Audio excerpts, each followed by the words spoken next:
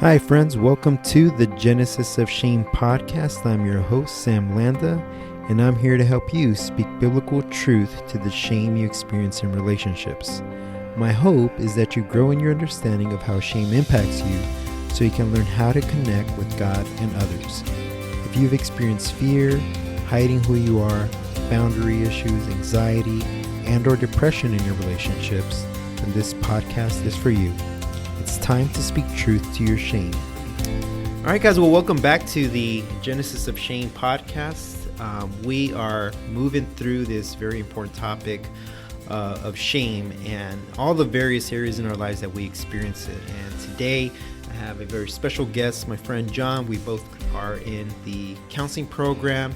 He is a colleague of mine, known him for years, and we're talking about how this impacts our minority community, so the African-American and Hispanic community, because that tends to be where we see a lot of shaming for going to counseling. We see a lot of hesitancy on us to seek counseling. So we're going to talk a lot about that in today's episode. But just as a reminder, if you haven't already subscribed to the podcast, please do so. You can do that on your Apple Podcast app, and you can also do it on Spotify. So without further ado, here we go. So we are talking today about shame in how we experience counseling, right? So for minority communities, there's this stigma of if you go to counseling, that means something. And it's typically not a positive thing, right, as we've experienced or have seen with our communities. Mm-hmm. So John, just in general, as we kind of talk about this, I think it's important for the audience to know, and they know that this is a Christian podcast, yeah, but to also know that we're both Christians. We are both fathers. We have, our families. Mm-hmm. We are in the counseling profession, looking to teach and also counsel, in the future. Yeah. So we have all of those things. So something led us to this field. I'm sure you've heard many times that what leads people to counseling is sometimes seeking comfort for our own pain in many ways. Absolutely. So why is this a problem for us as Christians, one, and also as being a minority group? Well, excuse me, I think there is a long history of distrust, that has developed in our communities, whether it be in the Christian community or whether it be in the African-American, Latino community. And I think there's a basic confusion or confounding there, especially as it applies to the church, because, although the church has been a balm for people all throughout history, although it's been a place of refuge and it's been a place of healing, it's been a place of education and growth, we've also had a history, of having our doctrine, and I think this is an important distinction to make, having our doctrine utilized in nefarious ways, right, in really evil ways. Mm-hmm. And so I think that's never so true as it has been with the institution of slavery and with systemic prejudice and racism. Many individuals, I actually heard it said, it was, I was listening to some individuals, they're known as the Four Horsemen of the Apocalypse, and one of them is Christopher Hitchens. And one of the things I think that he notes is that religion has been responsible for some of the world's most heinous atrocities. And I kind of contend with that by saying I don't think that religion and spirituality are the causes for those atrocities. I think it's the central problem is people, right? And what people are using in the name of evil. And we know that several passages of the Bible are used in order to validate, having slaves and making sure that slaves are submit to their masters and such. And we'll see it, I think, in some of what I'd like to discuss today in the medical field, and I think some of that, being espoused there has led to this basic distrust, especially for African American people seeking counseling services. Mm-hmm. So we have a lot of work to do, I think, in these communities specifically, to earn back that trust, that basic fundamental trust. Mm-hmm. what messages do we hear growing up? I know you mentioned the church and how many people have used the Bible to either justify behavior or promote certain type of behaviors. But as Christians, I think in regards to shame and counseling, if there's one phrase, I guess, that we've probably heard a lot is that either you don't need to go to counseling, you can deal with your life by using the scriptures, by praying, many different things. And I don't disagree with that. Yeah. I think the problem that we encounter, both as counselors and even for our own healing, is that God oftentimes uses people to reach into those areas of brokenness and pain. Yeah. Why is counseling a good thing? And for many of us, as we reach our healing, we receive that comfort and through the scriptures, we receive through community, we receive through different relationships. And once we experience that, along with biblical truth, we're able to share that with other people in different areas. So, going along with that, how does your Christian worldview inform your counseling approach or inform the way that you view shame in our communities for going to counseling? Well, absolutely, because I think that this idea of coming alongside someone is something that is very steeped in biblical tradition, right? And there's a Greek term for it, kaleo, one who comes alongside, right? And it's often used in the scripture to portray just that. And I think that it is an incredible opportunity in the middle of a broken and hurting world to practice the presence of Christ as it is seen in people. Right, and you and I both know, we work all the time in restoration and recapitulation. Right, is the idea that a corrective experience, right, is really all oftentimes that's needed to help people grow, right, and moderate and modify behavior, and we see it all throughout Scripture. I think with several different encounters, right? Whether you're talking about, Gideon, who is fearful and in trepidation, right? Threshing wheat, and he has an encounter, right? There that helps him he has this restorative experience where he, gathers courage and is able to go and face mighty armies, or whether you have this encounter on Damascus Road, right, that is a restorative experience, right? We see Christ or his Spirit coming alongside individuals. I think that is, central to our biblical ethos and tradition, and it's something we have an incredible opportunity to carry and push forward in the work we do as counselors. And how relevant is that, today, where individuals have had so many experiences, right, counter to the belief that God is gracious, God is merciful, right, or his representatives are gracious or merciful, to have individuals step into their lives and this creating this corrective experience that helps kind of reorient that thinking. So I think in that sense, and it's in that tradition, right, that I'm informed to do the best that I can to come alongside people. And I think I speak for both of us when I say that. Yeah, absolutely. And, this week I was reading up on a couple of stats, and there was one that caught my attention that said 64% of children who grew up in the church. I saw you post that. And then they leave. So 18 and 20, they're leaving the church. And one of the comments that I had read, and it seems to be a consistent theme, is that at some point that person was hurt by the church. Yeah. And that hurt comes in different ways, Sure. And I'm talking about this later on in the podcast as well. Abuse of power, there's sexual abuse, there's all different types of abuse, there's wrong messaging, there's shaming, which is what we're talking about today. So how do we reconcile then that? Because we don't want for people to see the church as a place of pain that causes me pain. We want to see it to be represented as Christ wanted it to be represented, the bride of Christ.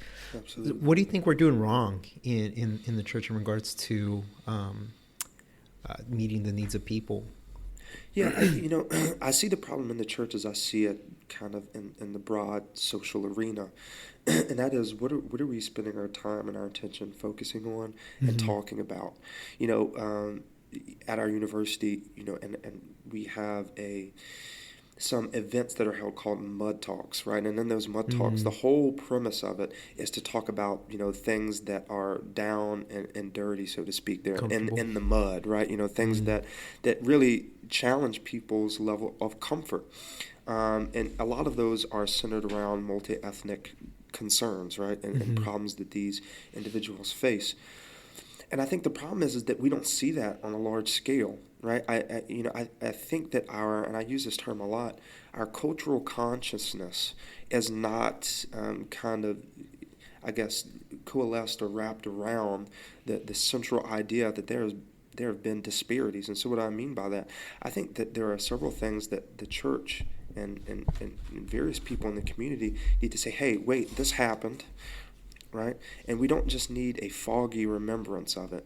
We need to address these things, right? In the light of a world that's hurting and people who are disproportionately represented in various areas of malady, can we face that? And what do we need to do about it? Here's our plan for what to do about it, right? And so when we're talking about on this, we have to do ethnographic work, so to speak. We have to go to where people are, and we have to become privy of what their concerns are, which means we have to encounter them, right? We need to have events where they're at the theme, they're at the center of that, and we have to pursue these people, right? If you have someone that's been scorned and someone who's been hurt, the first kind of response is to pull away. And when you have broken relationship, one of my professors, had said that the journey is to kind of, and I know people can't see me right now, but bridge the gap, right? To move back towards each other, and for that to happen, oftentimes we need an invitation. And so the question, is there, or the problem is there. The how gets murky, right? Yeah. And there are no easy answers to that.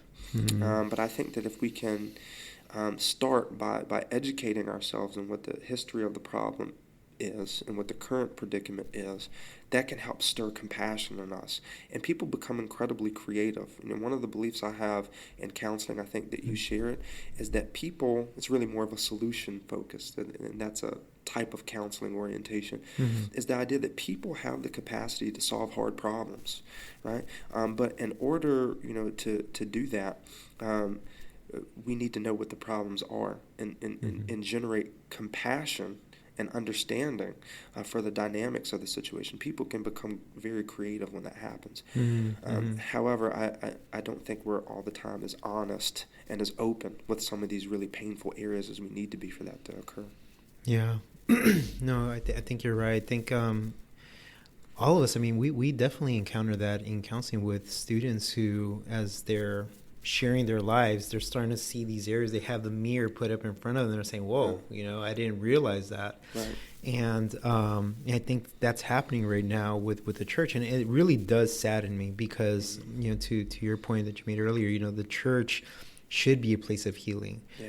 Doesn't have a clean history, but that also doesn't negate that it is still the bride of Christ. Absolutely. I think that's what we're like. How do we go from here's what is, and here's how Christ called it to be? Right. Well, and I talked earlier about a basic distrust or mistrust, especially in the African-American community, and really that stems back to a basic distrust of authority. Okay. Right, and of authority figures, right? So I think that in that it would include government, it would include the church, and I think it would include scientists, and individuals, and so we can get into that. But it really goes back to the end of the Civil War, and people will be familiar with this kind of colloquialism. It's 40 acres and a mule, right? That freed slaves were promised that they could get 40 acres and a mule, right? And that was something that William Sherman had signed into existence as this Field Order 15. And he set aside 400,000 acres of confiscated Confederate land, for freed slaves. But one of the things that he did in order to come to the necessity of providing that is he went and he talked with the local church. He talked with local pastors and representatives of the African American community, and he said, "What do you want? It's like, what is it that you need? That was huge, right? That was massive. Up until that point, no one had ever asked a slave what they wanted, or what it is that they needed. Those things were an afterthought. And so when he did that, they kind of said, well, hey, like, we've tilled this ground, our bodies have been broken on it, we've bled on it, we've sweated over it, and we would like, a bit of that land back, right, as recompense. And he agreed, and put it, kind of in that order. And so when we talk about this, goes back to my point again. How do we move forward? We have to encounter each other. What was it like for you growing up in regards to counseling or to God or anything like that? It was hard for me to understand God as a present figure. Because during my teenage years, I didn't have that close relationship with my dad. So it was hard for me to make that connection. But I understood it later down the line. Sure, absolutely. And I will say, too, that was largely my experience. My dad kind of stayed in my life, after he and my mother divorced when I was around 13. But I still struggled with that relationship, right? And perhaps you've talked about it already on your on this podcast, the idea of God attachment, right? And the idea that really our relationship with our Heavenly Father mirrors the relationship of the fathers that we have here in the flesh, so to speak. And so that was a struggle for me to recognize presence, as well, I think. But as far as the messages that I got just about counseling, I think that really this is a conversation that has to be informed by, because largely what you were talking about is resiliency and coping, right? Yeah. So I think that each culture and each ethnic group has different rules, right, that kind of regulate what coping and resiliency looks like. And I did a paper in my PhD program, I'm still in it, by the way, on the coping and resiliency trends of African Americans. And one of the things that I found is there's no Afrocentric model of coping and resilience. It doesn't exist, right? Wow. Largely what we know about coping and resilience is Eurocentric, and it's applied to African Americans. It's applied to Latinos, right? What would be one of those examples? Right, of just like Eurocentric coping. Yeah. So like approach coping, right? And so approach coping is simply there's a problem, and so I move towards it, right? I move towards the problem. I move towards the person I maybe have a difficulty with, and that's not to say African Americans don't do that at all, right? But the coping is normally, or I guess I should say, normed around a couple of different things, right?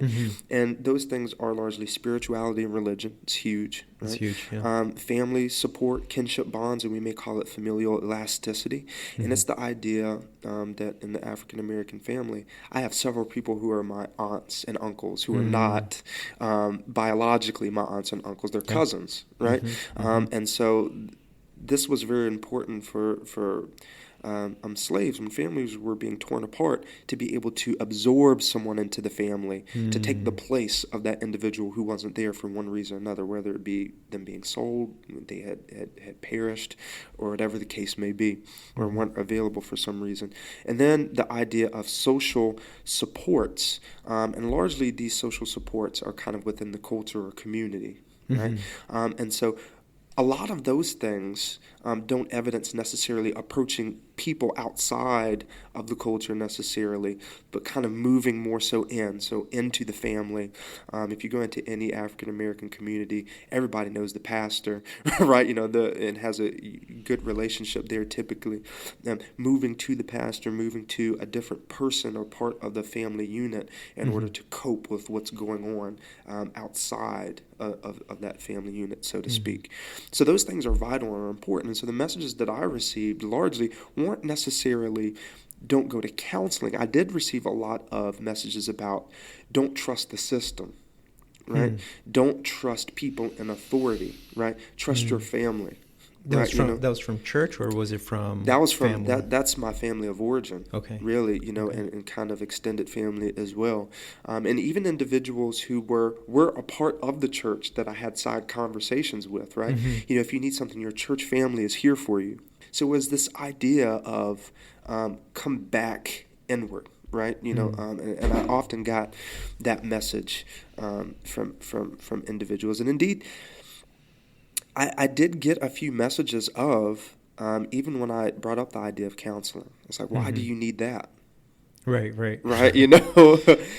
and it's kind of the same thing. Prayer, right? You know, take your requests, take your concerns to God, right? He knows Mm-hmm. you better than any man could ever know you, right?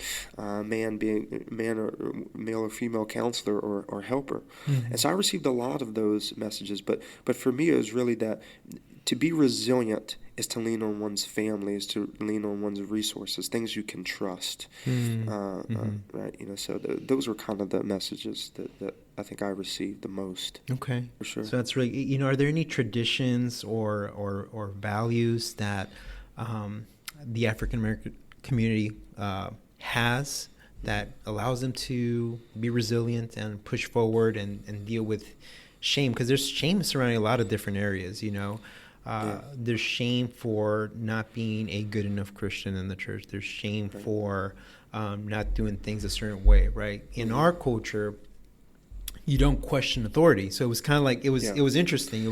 It wasn't don't trust the authority. It was don't question the authority. And anytime you brought up a question, because you were curious, it was kind of like just shot down, and you're like, okay, and so I had to learn a lot in my college years, just how can I ask this in a way where it allows the person to not feel like I'm attacking or challenging, but rather that just brings them out. And allows them to share something. So that was a struggle for me, kind of people pleasing in a way. I see you. Yeah. Well, that's interesting. My mother always taught me growing up to never be afraid. And this, now that I think about it, it is kind of counterintuitive or perhaps paradoxical. She would say, never be afraid to ask for help. Right. I can remember that, right? That's stuck in my head. Never be afraid or ashamed to ask for help.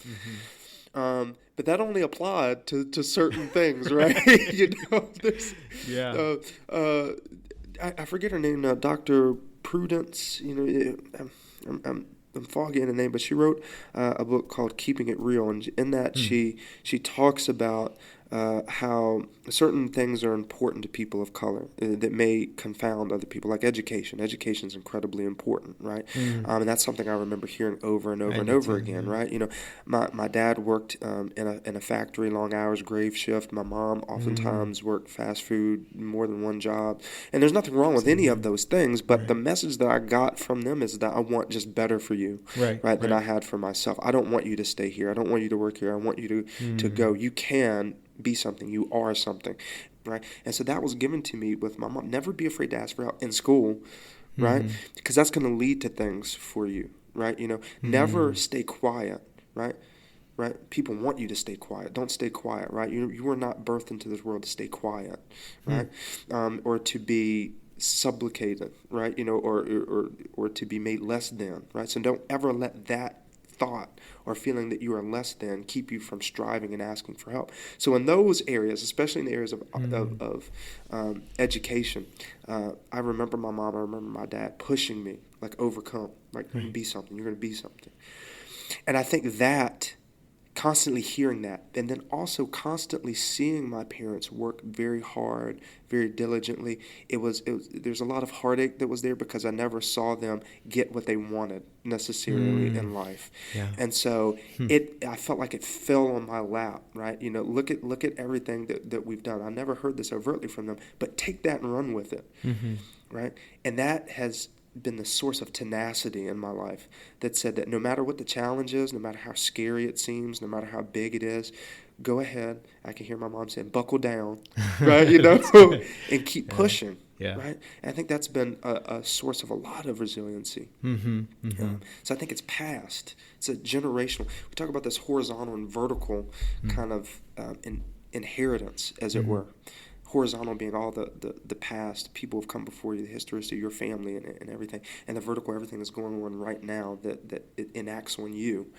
And it's kind of like in the last Star Wars movie where what's her name, Rey? She hears all the Jedi voices in her head saying like, oh no, dude, like get up, go. And I kind of felt like it's like that, right? I feel those voices of the past saying, you can do it, keep going, pass the baton, run with it. So. That's good, John. I really connect with a lot of what you just said right there. The education piece is so, I think you shared this at maybe the one forum that we did with you, me, and Susan, and you shared. Yeah. Were you the first professional in your family? Yes. Okay, so same here. I think of the males. I think I have one cousin. She beat me to it. Yeah. I think about you, Les. She beat me to it, but yeah, the males. I think I was the first one, and it really. I mean, you described it perfectly. It's that idea of we've struggled to give you what we can, and it wasn't a guilt thing. It was like you just saw your parents work. Yeah, and you saw them do what needed to get done, right. And you're like, your way or our way of paying back, in a sense, is fulfilling that ultimate goal, which is to be a professional, make a better life for ourselves. Yeah. And also in the back of our minds, how do you pay that back? Right. You know, how do you pay that back to not just your family, but your church that was there to support you, your parents just consistently sacrificing themselves. That's what I remember. I clearly remember that. And I'm with you. now as adults with our own families, now it just hits even stronger, it seems, you know? Oh, yeah. So, I'm sure we will continue to pass that on to our kids as well. It is, and it's so important, even for people listening, to realize, I think, that, you know, that the non-guilt nature of that, because even though it perhaps wasn't given or vested in us, you know, through the, you know, in the auspices, so to speak, of guilt, it can turn into that. If you're not careful. And I think there have been times in my life, if I've failed at something or I didn't accomplish something, I would have these thoughts of almost, it would be almost akin to panic. Like, you know, that I've got this one shot, right? And I can't blow it. Right, you know, and so if I fail at something, right, you know, I have to be very, very circumspect and careful. And I think part of that was this inheritance, too, of people like me don't get opportunities like this, right? And that kind of was in the back. And I think that that's part, too, of my inheritance, right? You know, is that when you get an opportunity, right, make the best of that opportunity that you possibly can. And so I myself did my own personal counseling over that, because it was disruptive in my life at some junctures. And for anyone who maybe is saying, hey, I really resonate with what Sam and what John are talking about there, I would encourage you to pay close attention to that, and to moderate that well, because it can be a powerful force, motivating force. It can be the source of resiliency, but as with anything else, it can be a thorn in your flesh, too, if we're not wise about how we carry it. Yeah, no, that's an excellent point, John. So again, for those of you who are listening, here discussing this topic of shame for minority communities in the church and in culture in general, and we're touching on how our histories affect how we view shame even. And yeah, it's led to this different type of resilience, like not letting our parents down, not letting our communities down in a very big way. Key. Yeah. So I think, so what are the issues that our communities face that we would like to make an impact in? Yeah. What do you see? Yeah. You know, I think that's, so when we start talking about fathers who are absent or not, you know, kind of like this presence in the family, that's really something that's affecting our communities at large. And this is kind of becoming, you know, really a problem that's knowing no particular ethnic background, so to speak, or cultural background. However, there still is a high incidence of it in the African-American community and the Latino community. I think I remember seeing it. So, you know, that is the same things. You stole the words out of my mouth. I think they're important for me. I'm so hyper vigilant to make sure that I'm present to my son, and that I'm there, and that he sees me, but also not to just be in the room. Right. You know, but to be involved, you know, in his life in meaningful ways. And right now it's a challenge, because all I hear, shout out to you, son, love you, Brian, is that all I hear is mama, mama, mama, mama. Oh, really? I'm like, oh, okay. Right, you're not quite there yet. Like, we're gonna get to that point. Like, we're gonna start hearing daddy more. And of course he does that, but he's stuck to his mom's hip right now, which is fine. Yeah. But you know, that's something that's always in the back of my mind. Yeah. So when I think about it, and both of our backgrounds are very community oriented. Absolutely. Very community oriented. Yeah. So so it's easy to find connections outside of the family, and almost everyone outside of the family becomes a family. Yeah. Right. Right. So so that's kind of where I place a lot of my focus is how can I make fathers, because there's a lot of research, especially in the last couple of years, where the presence of a father makes a huge difference on self-esteem and function academically and so on. Mm-hmm. So I look at all of that, and fathers, they're not involved. Part of it is the role has typically been you're the provider, not necessarily involved academically. Right. But the other part is they don't feel capable of teaching because they didn't have that education. You know, so for my dad, who I think he made it up to maybe 8th grade. My dad's a construction worker, so for him, I think he felt often insecure about helping us with our studies. Yeah. But thankfully, you know, we had some good teachers who spent time with us. So usually that's where I focus. So for me, it's about retraining the Hispanic community. How can you be more engaged for the fathers specifically? Because the moms do a pretty good job of being engaged with their children. But how can you be more present emotionally, mentally, spiritually? You don't have to know everything. It's just presence. Sure. Well, you know, and I see kind of the line of thinking there, like what specific things can we do, right? You know, right now that's going to help this problem. And I answer that first and foremost with a question or a statement of complexity. Really, when we start looking at what has caused the nature of problems in African American communities, it's largely systemic. You know, there is this timeline to show the systemic problem. You know, in a paper that Cartwright delivered to the Medical Association of Louisiana, it was largely reprinted. He said that, you know, these conditions are unknown to our medical authorities, although its diagnostic symptoms, the absconding from service, is well known to the planners and overseers. He stated that the malady was a consequence of masters who made themselves too familiar with slaves and treated them as equals. And so, you know, and it kind of goes on and on and on with that.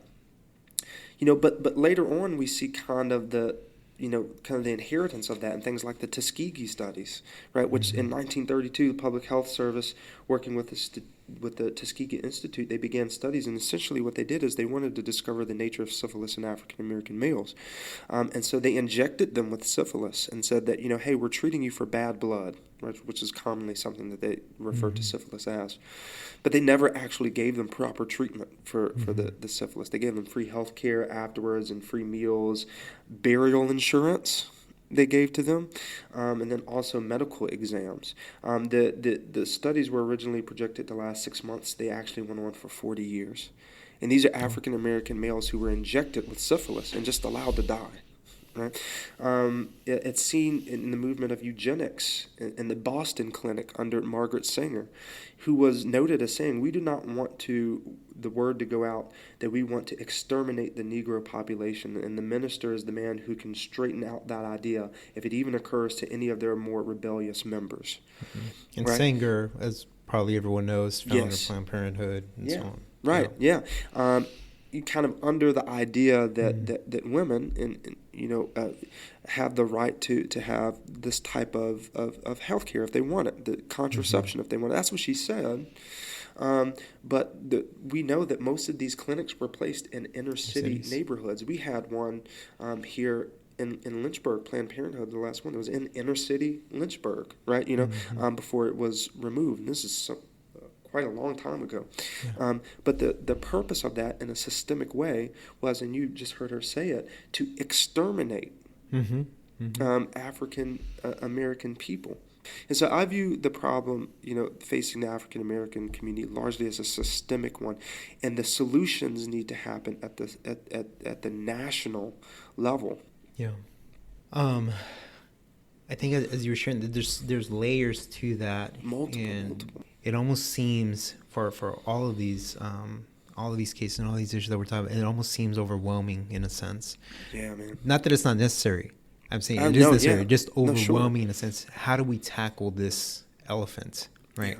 Yeah. I think we received some numbers about the percentages of our communities that are coming in for counseling, and it's very little. It's abysmal, yeah. And so trying to think about that, you know, what needs do they have as they come in for counseling, and how can we as counselors, people who are trying to understand the dynamics of family, of systems, of everything, how do we, what are the needs, I guess, for Well, certainly I think that we have the needs that we see in the general population: depression, anxiety, problems with transition.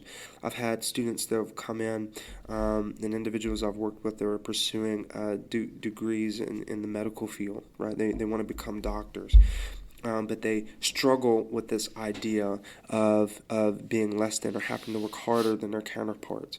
They're going into meetings with staff and faculty who are in a very overt way saying maybe this isn't for you, right? Maybe there's a different career path. I had one student who was interested in her free time just kind of doing design work with clothing and such, which many people who look at the African-American community and say, what's that culture about? One of the pillars there is design, right? In clothing, whether it be with just fashion in general, whether it be shoes and people are sneakerheads, or individuals who are just interested in expressing their culture through what individuals are wearing.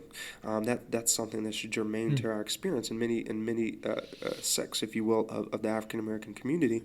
And so when this particular administrator found that out, that was her interest, said, maybe potentially that's a better career choice for you. And this is a student who has struggled through adversity and has climbed all the way up to one of her last years. And it's kind of like there at the end of the program, and is doing very, very well. And if this individual had listened to this administrator, may have never been able to get as far as this person has gotten.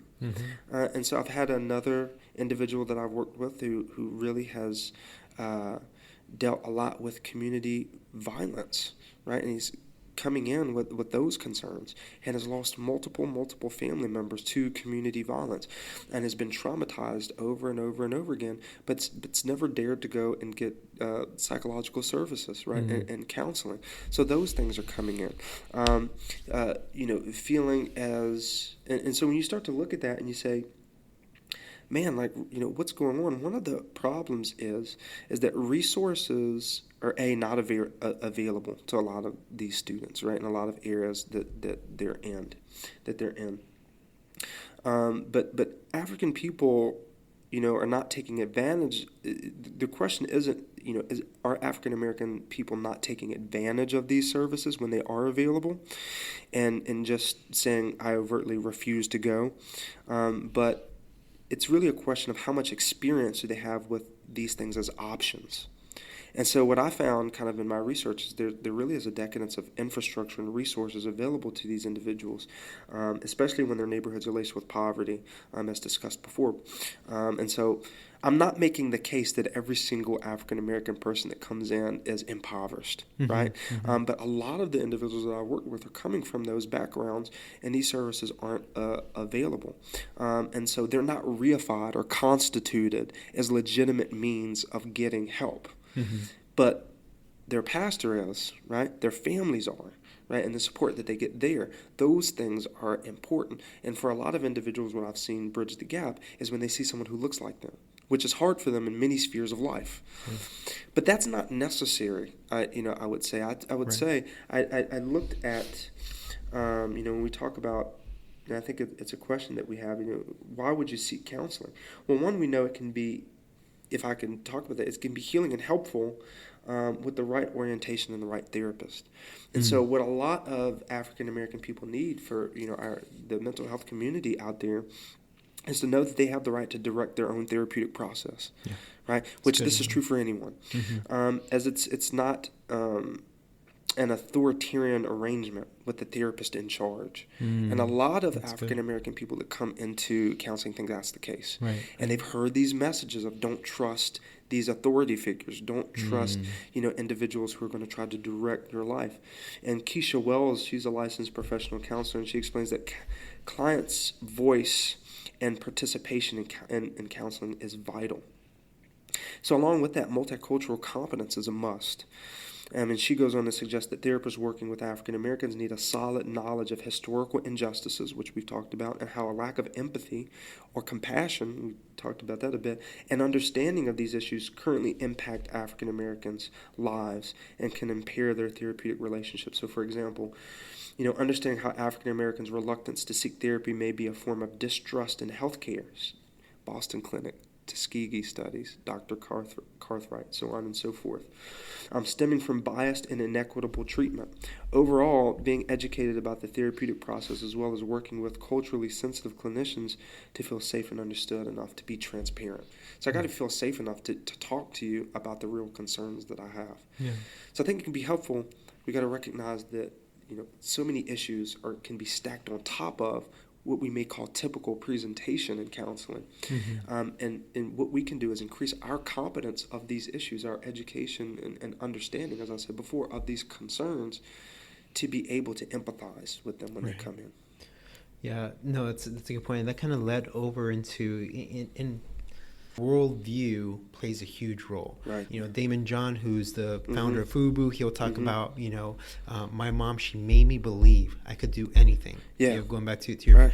And now he's a multimillionaire, investing in deals on Shark Tank. Yeah, and stuff. Absolutely. Yep. It seems to me, at least, that it was a mentality shift. What causes that change? Well, I think one of the things that we have to talk about is the history of political involvement in this community, right? And one of the things that you'll see is that a lot of African American people would describe themselves as being Democrats, right?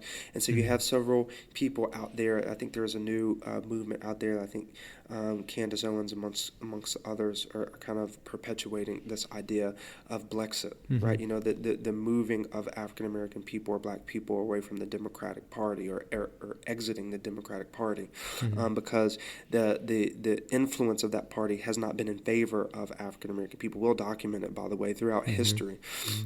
But we have to understand that there is a good documentation of history of the Republican Party operating in their own interest as well, right? With regards to the African American community. So as far as politics go, there's always going to be stratification along those lines, but there seems to be a heavy influence of individuals holding to the Democratic Party. Now, when you start to talk about worldview, politics informs worldview, but several other things inform our worldview as well, such as our family, our experiences with other people, and encounters with other individuals. So the true question, I think, is, as we look at it, is we have to take people, we have kind of group dynamics and group data, but we always have to remember that the individual who is in the room has his or her own experiences, and we have to, in our assessment, make note of that, right? Because again, not everyone is coming into counseling saying, my experience has been ravaged by institutional racism and this and that. Some people don't have that experience. I can look at you right now and say, that's largely not been my experience, right? I can't tell you I've had a lot of known experiences with institutional racism. I certainly have had some, but some individuals are coming in with a completely different worldview. Now, competence in the counseling room says, well, based on your experience, that's how I need to kind of address you and work work with you. So really, any client that we work with, worldview is going to be incredibly important, and giving individualized care based on those individuals, kind of experiences is going to be the mark of professionalism with working with them. Which is why I focus a lot on that family dynamic, and in regards to attachment theory, focus a lot on that. But it's interesting for me to just kind of hear where those messages come from, because typically it's from parents. So my dad would share, and I didn't know until I was like a teenager, where he would tell me, never shared it, never knew about it, but he told me how he had people who were racist to him. And that they called them all types of names, but he never showed me that was something that would hold him back. So it was a worldview that he kind of placed in my mind, to not focus on that and happen, move forward. Yeah. So I think that's one of the things that I'm trying to say. If that's where does that mindset come from? And for him, I think my grandpa, at least. My grandpa was very, very tough on him, probably abusive. So he changed a lot in his approach with us. But I think, worldview is important. I think a lot of it stems from the message that we hear in the home. I mean, I just had an interview a couple weeks ago with another friend, and he said, the things that white people or Hispanic people say about us, we're also saying things about them. And it's kind of going this back and forth. So we receive messages. The question is, what are those messages? Right. And you're right. And I don't know that I kind of acquiesced, for lack of a better way to put it, with this point. I think working in the family is incredibly important. When you talk about messages come from, and you're right, from your family. They can also come from your community. So it's important to realize kind of Uri Brofenbrenner. Media, right? And so Uri Brofenbrenner, who is a thinker and theorist kind of in psychology, has this ecological model where he talks about this. He says, what are all the influences on the person? And he goes out to these different, the mesosphere, exosphere, all these different things. And he says, so, it's not clear cut. Yeah, right. It's not, but I think the basic premise can really help inform us as we start thinking about people and these messages that individuals are hearing. They're getting messages from their family. They're getting messages from their direct community. Then they're getting messages kind of from the community at large, right? So that can be the state or the conglomerate of states kind of around them, and then the national kind of narrative. And then, we're all of these things, and you talked about media, and you talked about, you didn't say this, but music. All of these things are influential in how people start to think about themselves and how they start to think about themselves in relation to people like you and I, right, or professionals that they're working with. And so, we said also, how do we combat systemic racism, too, or some of these things that we're facing?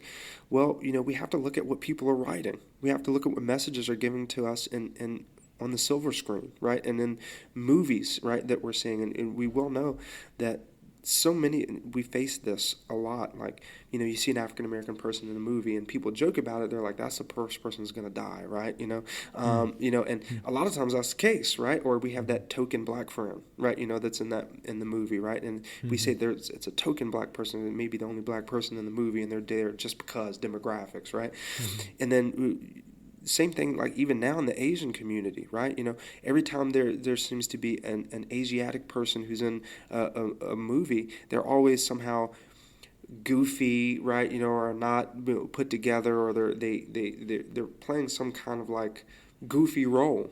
Those things send messages to individuals, right? And they can send hurtful messages to the people they represent, but they can actually inform ideology about those particular groups or other individuals who are consuming them. So these messages are everywhere. But more to your point, I think that there are just individual differences with regards to parents in homes and what their experiences have been. Right, if our parents have tended to be resilient and have been able to pass those messages on to us, we may see more individuals who are more resilient. And I told you, in the African American community, that's huge. Resiliency is a huge thing. And maybe that's something to note. African Americans, when they come into counseling, have that foundation. They want to be resilient. They want to, in a sense, overcome what's going on. But again, there may be some of these invisible forces based upon the history of the systemic problems in our country that are embossed on their experience that they may not be aware of. And I think it's the job of many of us to be able to parse those things out. And that may not be the case every time, right? And not every African-American person who comes into counseling is dealing with those presentations. But I certainly have seen it a lot. So, yeah. John, again, just thank you for being on the show today. I really appreciate your insight and research. Man, you came with data. You came with a lot of good research, which I appreciate. I know the audience will appreciate as well. Yeah, well, it's an honor to be here. I told you before, it's like, oh man, I want to be on a podcast. That's so cool. It's like, I can make that dream come true.